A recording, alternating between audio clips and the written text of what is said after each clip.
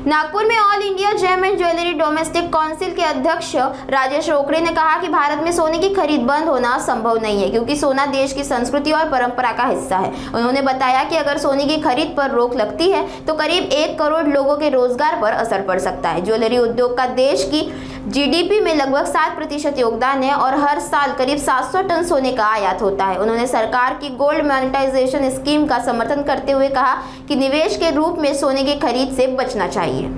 बघा, gold monetisation scheme ही खूप चांगली स्कीम आहे। जवळजवळ आमचा अंदाज आहे की 50,000 टन सोनं लोकांकडे, भारतीयांकडे असेल, त्यातनं 10% म्हणजे समजा 5,000 टन पण आम्ही मोबिलाइज करू शकलो किंवा चलनात आणू शकलो तर येणाऱ्या 5 वर्षापर्यंत आम्हाला कुठलं सोनं इम्पोर्ट करायची गरज पडणार नाही आणि हे सोनं अशा प्रकारे युटिलाइज होऊ शकतं की मागच्या योजनेमध्ये ज्वेलर्सला त्याच्यात इन्व्हॉल्व नव्हतं केलं आणि ज्वेलरी इंडस्ट्री पण त्याच्यात इन्व्हॉल्व नव्हती। यावेळेस ज्वेलरी इंडस्ट्री आणि ज्वेलर्स यांना इन्व्हॉल्व करून ही योजना राबविण्यात यावी आणि होणार असं आहे की लोकांकडे जे फिजिकल गोल्ड, जे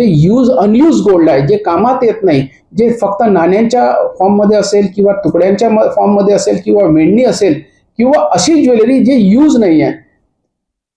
ती ज्वेलरी आणि ते कॉइन ते कुठल्याही ज्वेलर्सकडे, रजिस्टर्ड ज्वेलर्सकडे ते देतील आणि त्याला ते प्युरिफाईड करून देतील। प्युरिफाईड केल्यानंतर ते फिजिकल गोल्डला आम्ही डिजिटल गोल्ड करून सरकारकडे जमा करू, त्याचं सर्टिफिकेट आम्ही इश्यू करू ऑनलाईन आणि ते सर्टिफिकेट इश्यू झाल्यानंतर सरकार जे की फक्त आणि फक्त सोनं ठेवल्यानंतर त्याला एक इंटरेस्टच्या माध्यमातून त्यांना एक बेनिफिट देईल, जेणेकरून कस्टमरला हे बेनिफिट मिळेल की घरी ठेवलेलं सोनं त्यांच्या इंटरेस्ट मिळत नव्हतं तर ते इथे त्यांना व्याज मिळेल त्याच्यावर आणि तेच सोनं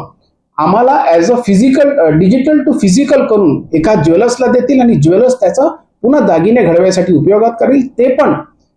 इंटरेस्ट त्याला पे करतील, जेणेकरून हे पूर्ण एक सर्कल पूर्ण होईल आणि physical to digital, digital to physical करून हा सर्कल संपला की सरकारलाही फायदा होईल की इम्पोर्ट कमी होईल, कस्टमरला फायदा होईल की त्यांचं घरी ठेवलेल्या सोन्यावर त्यांना व्याज मिळेल आणि ज्वेलर्सला हा फायदा होईल की आम्हाला रॉ मटेरियल बाहेरून बोलवण्यापेक्षा आमच्या भारतात जे रॉ मटेरियल रॉ गोल्ड आहे ते आम्हाला दागिने बनवायला यूज होईल। आणि आजच्या तारखेला जर मी बँकेकडनं कुठली जर सीसी घेत असेल तर मला 8% त्याचं व्याज लागतं आणि हे जर गोल्ड लोन त्याला एखाद्या सरकारने किंवा बँकेने जे ज्वेलर्सला दिलं तर 4 आणि 4.5% ते गोल्ड ते घेतील, जेणेकरून नॅचरल हेज होऊन जाईल, सरकारला पण नुकसान नाही, ग्राहकांनाही नुकसान नाही आणि ज्वेलर्सला याचा फायदा होईल।